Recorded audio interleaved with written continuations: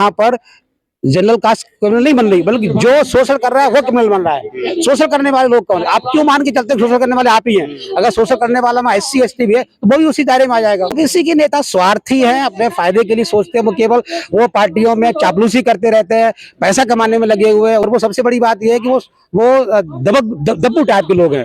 वो अगली टिकट की चिंता करते हैं, हमें अगली टिकट कैसे मिलेगी। किस बात का डंका बट रहा है? ये डंका बज रहा है कि हम बहुत बड़े चापलूस है।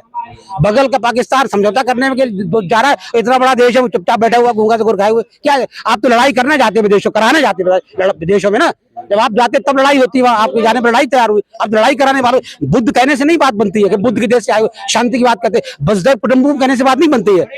हम समझौता कराने में जाए तो हम तो लड़ाई कराने के लिए गए वहाँ। सरकार UGC लागू करेगी, जो सरकार पिछड़ों की जनगणना करेगी वो सरकार देश पाएगी, नहीं तो नहीं आएगी, बदल दी जाएगी सरकार। नमस्कार, नवजागरण लाइव में आपका स्वागत है। जंतर मंतर पे हैं। UGC अमेंडमेंट बिल जो आया है उसको लेके लगातार प्रदर्शन चल रहा है जब से सुप्रीम कोर्ट ने उस पर रोक लगाई है।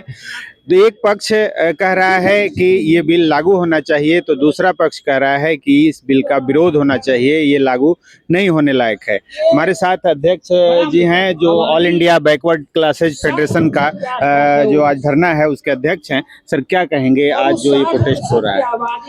ये देश के कमजोर समाजों की एक आवाज है कि उनको उनका हक मिलना चाहिए।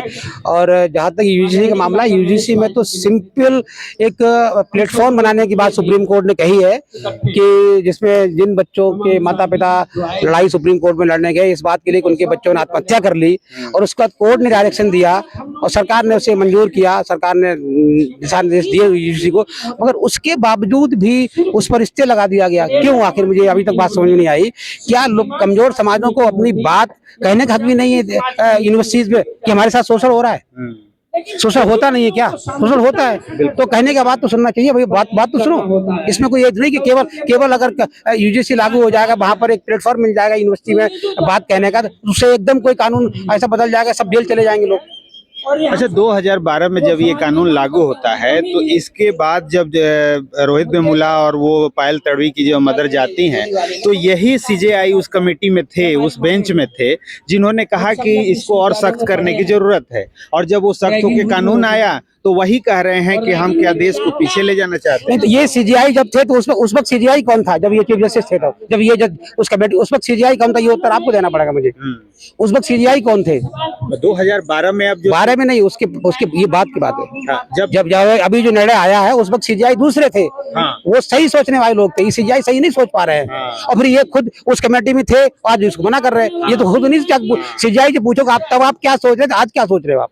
लेकिन जो पक्ष विरोध कर रहा है उसका सीधा कहना है कि ये आपने SC ST के साथ OBC को रख दिया, तो इसका मतलब हमें सीधे क्रिमिनल आपने बना दिया पहले ही। नहीं, किसको क्रिमिनल? कोई यहाँ पर जनरल कास्ट क्रिमिनल नहीं बन रही, बल्कि जो शोषण कर रहा है वो क्रिमिनल बन रहा है। शोषण करने वाले लोग कौन? आप क्यों मान के चलते शोषण करने वाले आप ही हैं? अगर शोषण करने वाला में SC ST भी है तो वो भी उसी दायरे में आ जाएगा।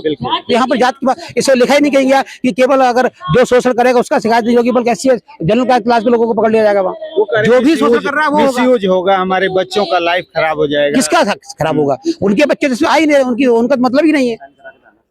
उनके बच्चों के वहां पर, बल्कि उनके बच्चे भी इसमें आ रहे हैं फायदे के लिए। EWS जो है, EWS उनके सवर्णों के बच्चे तो हैं, तो वो अगर उनके साथ शोषण होता है तो तब भी उनकी बात भी सुनी जाएगी। वो तो खुद अपने बच्चों के साथ अन्याय कर रहे हैं, उनके बच्चों को शोषण हो रहा होगा। यूनिवर्सिटी में शोषण कितना होता है ये तो हमें पता है, मैं खुद जानता हूँ चीजों को। लेकिन OBC समाज को जब से जोड़ा गया है तब से हल्ला हो रहा है, लेकिन OBC के नेता लोग कहीं नहीं दिख रहे। OBC के नेता स्वार्थी हैं, अपने फायदे के लिए सोचते हैं। वो केवल वो पार्टियों में चापलूसी करते रहते हैं, पैसा कमाने में लगे हुए हैं, उनके दिमाग नहीं होता है। और वो सबसे बड़ी बात यह है कि वो दब्बू टाइप के लोग हैं।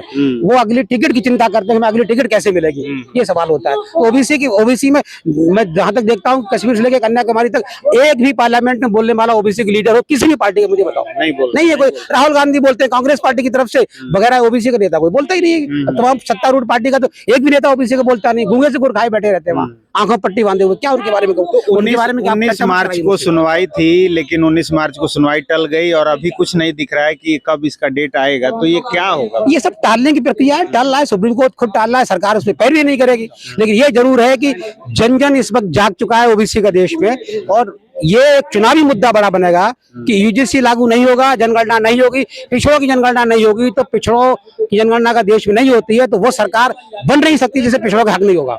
संसद में पिछड़ों की बड़ी संख्या है, पिछड़ा धीरे धीरे जाग रहा है, अब पिछड़ा नहीं रह गया है, समझदार होता जा रहा है। जब बवाल होता है, हंगामा होता है, तो उसके बाद जातिगत जनगणना की बात सरकार करती है, लेकिन उसमें कॉलम गायब कर देती है। ये पिछले 2011 में भी किया था, प्रणब मुखर्जी ने किया था, चालाबाजी कर, उसका उसे फायदा मिला, वो राष्ट्रपति बन गया देश का। उसके कान में फूंक दिया गया था लोगों ने, भाई तुझे तो कमेटी बन जाकर जनगणना मत। अभी फिर दोबारा यही हो रहा है, पार्लियामेंट में प्रेशर पड़ा तो सरकार कह देती है, बात फिर हट जाएगी। कि सरकार की कोई, आप देख रहे हो कि सरकार ने विश्व स्तर पर क्या किरकिरी पूरे देश की कर दी। आपको पता चल रहा होगा कि हमारे हथकड़ी बांध के हमारा वहां से जवाब आदमी आ रहा है भर के हवाई जहाजों में बैठ के। तो हमारी क्या सरकार है, सरकार की क्या मेरे मुंह से क्यों खलवाना चाहते हैं? हमारी सरकार किस तरह चल रही देश में, ये आप लोग ज्यादा जानते हैं। लेकिन डंका तो बज रहा है, करे डंका पूरी दुनिया में। किस बात का डंका बज रहा है? ये डंका बज रहा है कि हम बहुत बड़े चापलूस है, बगल का पाकिस्तान समझौता करने में जा रहा है, इतना बड़ा देश है, वो चुपचाप बैठा हुआ गूंगा से गुर खाए हुए। क्या है? आप तो लड़ाई करना चाहते हैं विदेशों, कराना चाहते हैं विदेशों में ना, जब आप जाते तब लड़ाई होती है, आपके जाने पर लड़ाई तैयार हुई। अब लड़ाई कराने वालों, बुद्ध कहने से नहीं बात बनती है कि बुद्ध के देश से आए शांति की बात करते, बसदेव कुटुंबकम कहने से बात नहीं बनती है।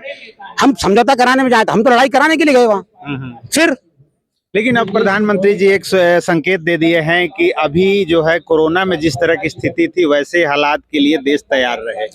प्रधानमंत्री जी ने उस वक्त भी एक दिन में कोरोना लागू कर दिया था, हजारों लोग नहीं करोड़ों लोग यहाँ से कलकत्ता तक पैदल गए, तब सुप्रीम कोर्ट भी सो रहा था, सरकार तो सो ही रही थी। तो प्रधानमंत्री कुछ भी कर सकते हैं, झटके में डिसीजन लेते हैं वो तो बैठ के। पार्लियामेंट नहीं चल रहा है देश में, संविधान लागू नहीं है देश में, प्रजातंत्र नहीं है, बल्कि क्या हो रहा है वहां पर, झटके की संस्कृति चल रही है। एक रात में निर्णय लिया नोट बंद, एक निर्णय लिया जीएसटी लागू होगी, एक निर्णय लिया यूजीसी लागू करो, यूजीसी को बंद करो, एक निर्णय लिया, ये सरकार निर्णय खैर नहीं है, एक निर्णय लिया कि किसानों के कानून लागू कर दो। पार्लियामेंट में डिस्कशन होता कहाँ है? पार्लियामेंट चलती कहाँ है? वहां बैठे एमपी तो मजा मस्ती करने जाते हैं, होल्ला करने जाते हैं, वहां डिस्कशन कब होता है?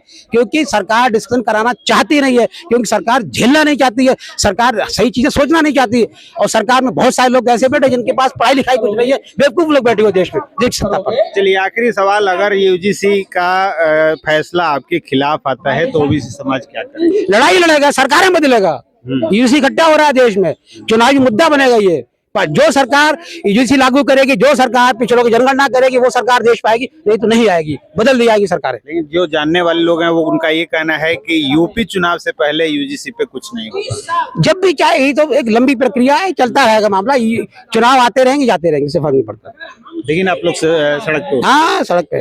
चलिए, बहुत बहुत धन्यवाद। आपने सुना रमेश पॉल जी को, जो अध्यक्ष हैं ओबीसी फेडरेशन के, और इनका साफ कहना है कि अगर फैसला हमारे खिलाफ आता है तो ओबीसी समाज जो है वो सड़कों पे उतरेगा और इसका विरोध करेगा। आने वाला समय बताएगा कि इसमें क्या होगा। जैसा भी अपडेट होगा हम बताते रहेंगे, बने रहिए नवजागरण।